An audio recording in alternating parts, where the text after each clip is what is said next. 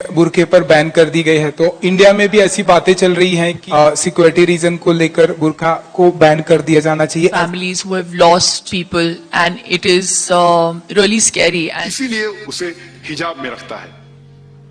इस्लाम degrade जरूर है, इस्लाम खवातीन के हुकूक नहीं देता, इसीलिए उसे हिजाब में रखता है और उसके ऊपर जुल्म करता है। इस जवाब के पहले हम ये समझ ले कि तारीख में हम पढ़ेंगे खवातीन के साथ क्या सुलूक किया गया है, वो हम जान ले, फिर हम जवाब पे आएंगे।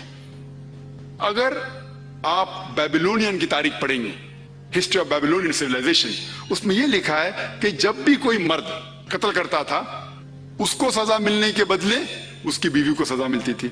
अगर आप ग्रीक सिविलाइजेशन पढ़ेंगे, उसमें एक खातून थी जिसका नाम था पेंडोरा, एक इमेजिनरी वुमेन थी पेंडोरा, जो ग्रीक लोग कहते थे उसके वजह से सारी मुश्किलात जो दुनिया में है वो इस खातून की वजह से है।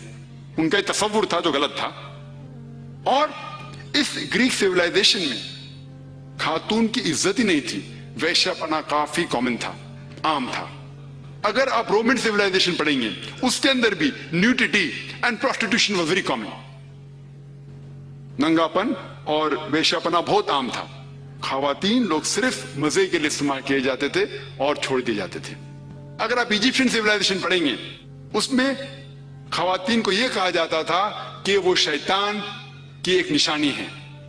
अगर आप अरब सिविलाइजेशन पढ़ेंगे, कुरान नाज़िल होने के पहले अरबिस्तान में यह हाल था कि अक्सर जब कोई लड़की पैदा होती थी उसे जिंदा कर दिया जाता। अल्हम्दुलिल्लाह सुम्मा अल्हम्दुलिल्लाह, कुरान नाज़िल होने के बाद ये जो गलत काम बंद हो गया। अफसोस की बात है कि अपने हिंदुस्तान में अब तक है। इस्लाम एक वो मजहब है और मोहम्मद सल्लल्लाहु अलैहि वसल्लम वो शख्स है जिनने खवातीन का औहदा ऊंचा किया। अल्हम्दुलिल्लाह, उन्हें हुकूक दिए, उन्हें राइट्स दिए, लेकिन उसके साथ ये भी दिखाया किस तरीके से हुकूक को कायम रखे, किस तरीके से उस औहदे को कायम रखे। एक होता है कि कहना क्या करना, और किस तरीके से उसको कायम रखना वो भी बहुत जरूरी है। तो इस्लाम ने यह बताया कि जब अल्हम्दुलिल्लाह खवातीन को उठाया गया है और कुल्ली तौर पे, आम तौर पे मर्द और औरत इस्लाम में बराबर हैं। कुछ चीज में मर्द का दर्जा ऊंचा है, कुछ चीज में औरत का दर्जा ऊंचा है, लेकिन कुल्ली तौर पे दोनों बराबर हैं। तो जब इस्लाम ने, कुरान ने औरत का दर्जा उठाया, उन्हें यह भी चीज दिखाई किस तरीके से उस स्टेटस को बरकरार रखे, उस ओहदे को बरकरार रखे। और अक्सर लोग बात करते खवातीन के हिजाब के बारे में। अल्लाह सुब्हाना व तआला कुरान मजीद में पहले मर्द के हिजाब के बारे में जिक्र करते, फिर औरत के। अल्लाह ताला फरमाते सूरह नूर में, सूरह नंबर 24 आयत नंबर 30 में कि ए मोमिन मर्द, ए मोमिन, जब भी आप किसी खवातीन को देखेंगे तो नजर नीचे करो। उसका मतलब जब भी कोई मर्द खातून को देखता है और कुछ भी गलत ख्यालात उसके दिल में आते हैं, इमीडिएटली कुरान का हुक्म है कि नजर नीचे करो। एक वक्त एक मुसलमान एक लड़की को घूर के देख रहा था, तो मैंने उससे कहा, भाई साहब आप क्या कह रहे हैं, ये हराम है। तो उसने कहा कि हमारे मोहम्मद सल्लल्लाहु अलैहि वसल्लम ने कहा कि पहली नजर माफ है, दूसरी हराम है। मैंने अब तक आधी नजर भी पूरी नहीं किया। तो मोहम्मद सल्लल्लाहु अलैहि वसल्लम हदीस में फरमाते हैं कि पहली नजर माफ है, दूसरी हराम है। उसके मतलब ये नहीं कि अब 10 मिनट तक के लड़की को घूरते रहो बिना पल के झपकाए और कहेंगे कि नजर पूरी नहीं है। मोहम्मद सल्लल्लाहु अलैहि वसल्लम कहना यह था कि अगर आप अनजाने में कोई खातून को देख लेते हैं, लड़की को देख लेते हैं, तो जानबूझ के उसके तरफ फिर से मत देखो, उसके खूबसूरती को देखने के लिए जानबूझ के वापस से मत देखो। दूसरी आयत कुरान मजीद के अल्लाह ताला फरमाते हैं सूरह नूर में, सूरह नंबर 24 आयत नंबर 31 में कि ए मोमिन औरतें, ए मोमिना, आप जब भी कोई मर्द को देखिए तो अपने नजर नीचे करो और अपने सिर के ऊपर जो कपड़ा है या दुपट्टा है उसे अपनी छाती के ऊपर ढाक लो और अपनी जीनत किसी को भी मत दिखाओ, सिर्फ अपने शौहर, अपने बेटे, अपने वालिद और एक बड़ी फरिश्त है जो महरम जिससे शादी नहीं कर सकते दिया गया है। आम तौर पे हिजाब के लिए 6 फराइद, 6 नुक्ते हैं। 6 पॉइंट्स है। नंबर 1, एक्सटेंट, औरा, जो मर्द के लिए है कम से कम नाक से लेके घुटने तक, और खवातीन के लिए पूरा जिस्म ढका रहना चाहिए। सिर्फ जो दिख सकता है वो चेहरा और हाथ। कुछ उलमा कहते हैं ये भी ढका होना चाहिए। बाकी 5 बातें खवातीन और मर्द के लिए यकसा है। दूसरा पॉइंट, जो कपड़े वो पहन रहे हैं वो इतने पतले नहीं होना चाहिए ताकि कोई उसके आर पार दिख सके। तीसरा पॉइंट, ऐसे कपड़े, चुस्त कपड़े नहीं होना चाहिए जिससे जिस्म का ढांचा दिख सके। चौथा पॉइंट, कपड़े इतने भड़कीले नहीं होना चाहिए कि दूसरे जिन्स को मुतासिर करे। पांचवा पॉइंट, कपड़े गैर जिन्स के, औरत मर्द के कपड़े ना पहने और मर्द औरत के कपड़े ना पहने।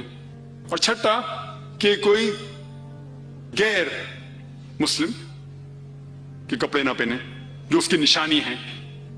ये 6 पॉइंट है हिजाब के, 6 नुक्ते हैं, 6 फराइज है हिजाब के।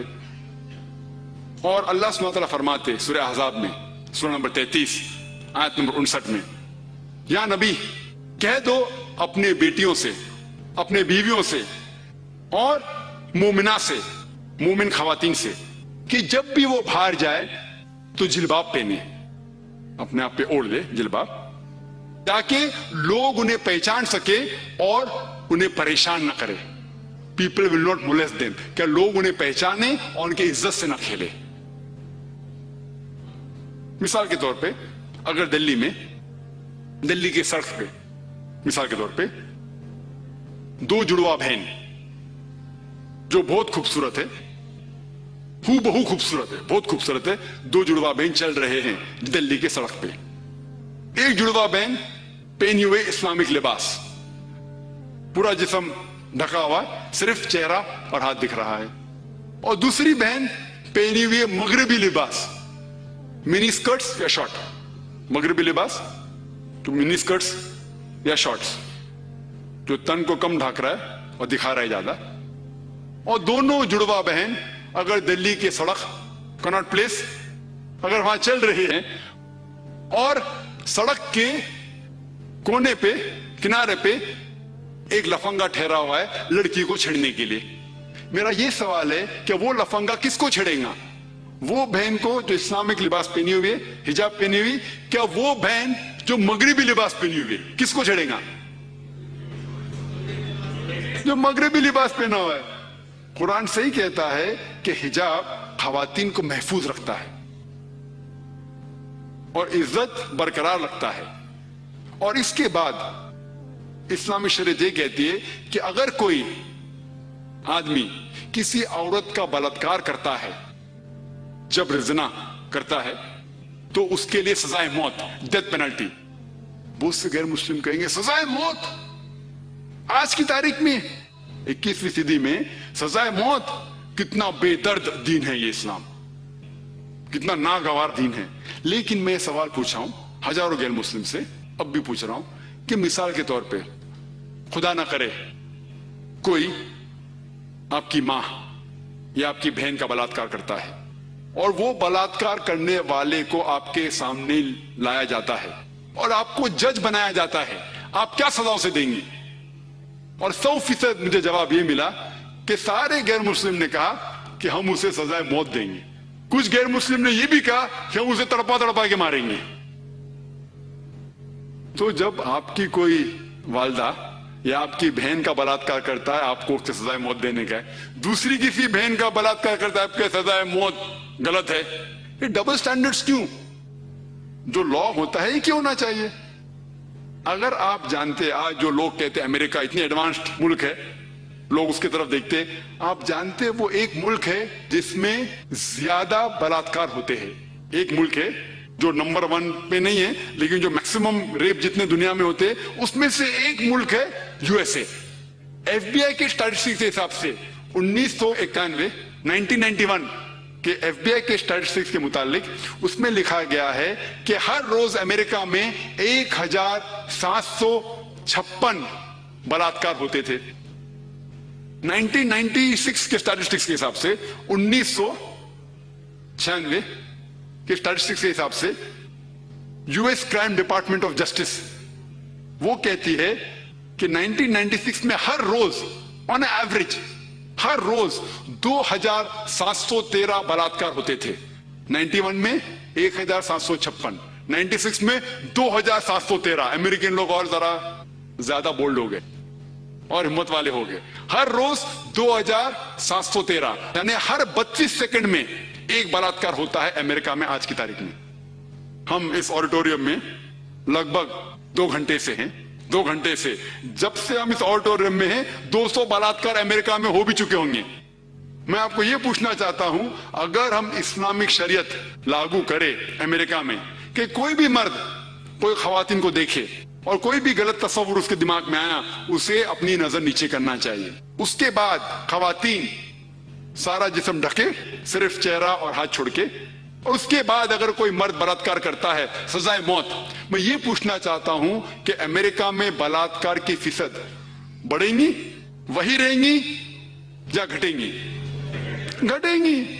आप इस्लामी शरिया लागू करो और इमीडिएटली आपको रिजल्ट्स मिलेंगे। और जो एक्स होम मिनिस्टर थे एल.के. अडवाणी, अभी नहीं है, इस देश के होम मिनिस्टर थे, उनने तजवीज की थी, उनने कहा था गवर्नमेंट से कि बलात्कार करने वाले को डेथ पेनल्टी मिलनी चाहिए। और मैं अल्हम्दुलिल्लाह उन्हें कांग्रेचुलेट किया। एल.के. अडवाणी जो होम मिनिस्टर थे, अभी नहीं है, उनने कहा था चंद साल पहले कि बलात्कार करने वालों को सजाए मौत होना चाहिए। और मैं उनकी इस बात पे सहमत हूं। बाकी बात से शायद सहमत नहीं हूं, बट इस बात पे तो सहमत हूं। और इंशाअल्लाह जो अगले होम मिनिस्टर आएंगे वो ये कहेंगे कि खवातीन को हिजाब भी पहनना पड़ेगा इंशाअल्लाह।